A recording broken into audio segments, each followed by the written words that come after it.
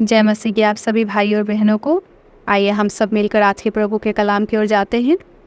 और आज का कलाम है पहला पतरस पुस्तक के 5 अध्याय के 7वां वचन, जहाँ पर प्रभु का कलाम कुछ इस प्रकार कहता है कि अपनी सारी चिंता उसी पर डाल दो क्योंकि उसको तुम्हारा ध्यान है। यहाँ पर प्रभु का कलाम हम सबसे ये कहना चाहता है कि हमारे जीवन में चाहे कितनी भी चिंताएं क्यों ना हो, वो सारी चिंता को हमें परमेश्वर यानी कि प्रभु यीशु मसीह के ऊपर डालना है। हालेलुया। वो इसलिए क्योंकि प्रभु को हमारा ध्यान है।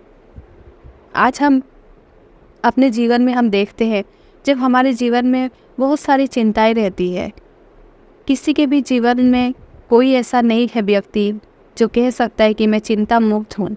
हर एक के जीवन में चिंताएं रहती है, और वो भी एक नहीं वरन अनेक प्रकार की चिंताएं। हालेलुया। किसी को पैसे की कमी, किसी को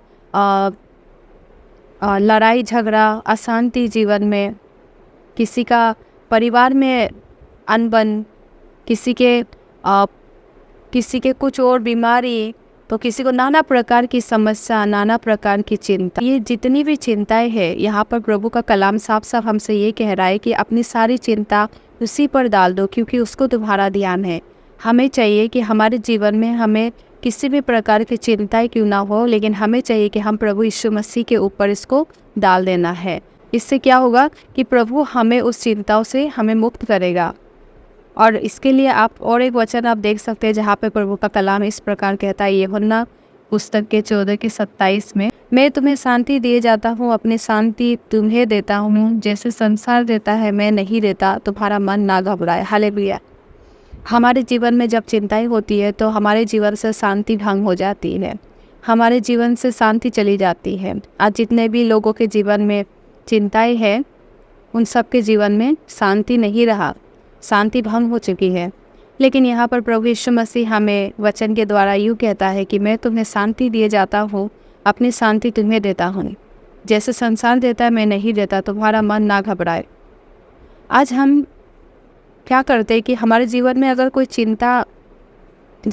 चिंता है तो हम उस शांति पाने के लिए हम अपने दोस्त के यहाँ या अपने रिश्तेदारों से या अपने अच्छे मित्र से, लोगों से हम बातें करते हैं और अपनी चिंता के बारे लोगों को हम बताते हैं, लोगों के सामने दोहाई देते हैं। लेकिन लोग हमें क्या करेंगे? संसार के सामने जब हम अपनी चिंताओं को लेकर जाते हैं, अपने लोगों के ऊपर या अपने दोस्तों के पास लेकर जाते हैं, तो उन लोगों से आपको सिर्फ 2-4 शब्द ही अच्छे मिलेंगे कि हाँ कोई बात नहीं, चलो ठीक हो जाएगा, या बस इतना ही ये कर सकते हैं। और ज़्यादा से ज़्यादा और संसार आपको शांति नहीं दे सकता है। वो आपको चिंता, जो जिस चिंता पे हम है, चिंता पे, उससे हमें मुक्त नहीं दिला सकता है।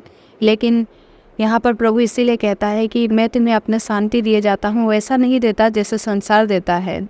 संसार हमें शांति वो नहीं दे सकता जो प्रभु यीशु मसीह देता है, क्योंकि प्रभु का कलाम इस प्रकार कहता है कि संसार में तुम्हें दुख और कलेश होगा, परंतु ढाढ़स बांधो, मैंने संसार को जीत लिया है। हालेलुया।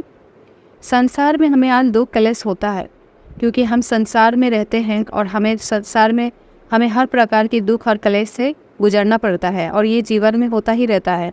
लेकिन प्रभु ने कहा है कि ढाढ़स बांधो क्योंकि मैंने संसार को क्या किया है? जीत लिया है। अब संसार का सरदार कौन है? शैतान। शैतान है जो आज मनुष्य को, हमारे यहाँ तक कि मसीही भाई बहनों को भी जीवन में वो कार्य करता है, और हमारे जीवन में वो अशांति को फैलाता है, हमारे जीवन में चिंताओं को लाता है, विपत्तियों को लाता है, बहुत सारी समस्या लेकर आता है, जिससे कि हमारा शांति भंग हो जाता है। लेकिन परमेश्वर का कलाम कहता है कि मैं तुझे शांति दिए जाता हूँ।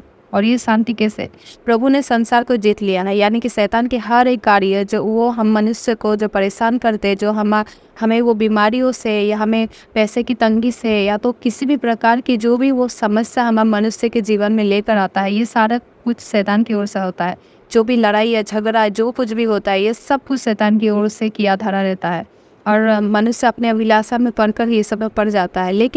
लेकिन शैतान ये जो कुछ भी करता है, लेकिन प्रभु यीशु मसीह कहता है कि ढाढ़स बांधो, मैंने संसार को जीत लिया है। यानी कि शैतान के ऊपर हर एक कार्य, शैतान के हर एक कार्य के ऊपर प्रभु यीशु मसीह विजय प्राप्त कर चुके हैं। और हम मसीही लोग, जितने लोग प्रभु पे विश्वास करते हैं, वो सब लोग संसार से विजय प्राप्त कर चुके हैं। हालेलुया।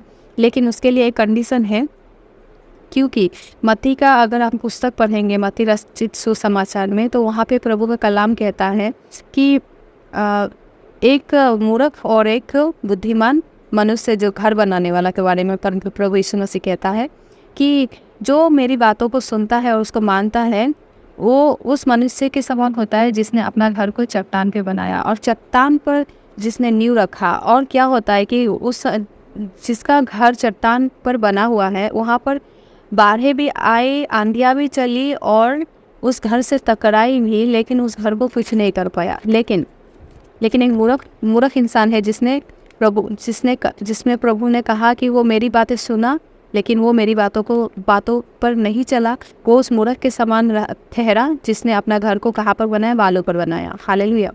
और जिसने बालों पर बनाया, क्या हुआ? वहाँ पर आंधी आई, वहाँ भी बाढ़ आई, सब कुछ आया, आंधियाँ चली और उस घर से टकराई और क्या हुआ? सत्यानाश हो गया। यहाँ देखने की बात यह है कि जिसने चट्टान पर घर बनाया था वहाँ पर भी क्या हुआ था?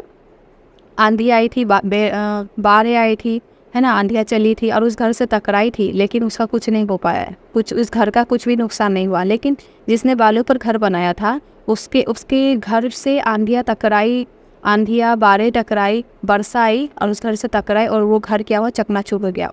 आज हम मसीही भाई बहन, अगर हम प्रभु को मानते हैं और उसके आज्ञा के अनुसार अगर हम नहीं चलते हैं तो परमेश्वर का जो शांति वो हमारे जीवन में नहीं आएगा। हालेलुया।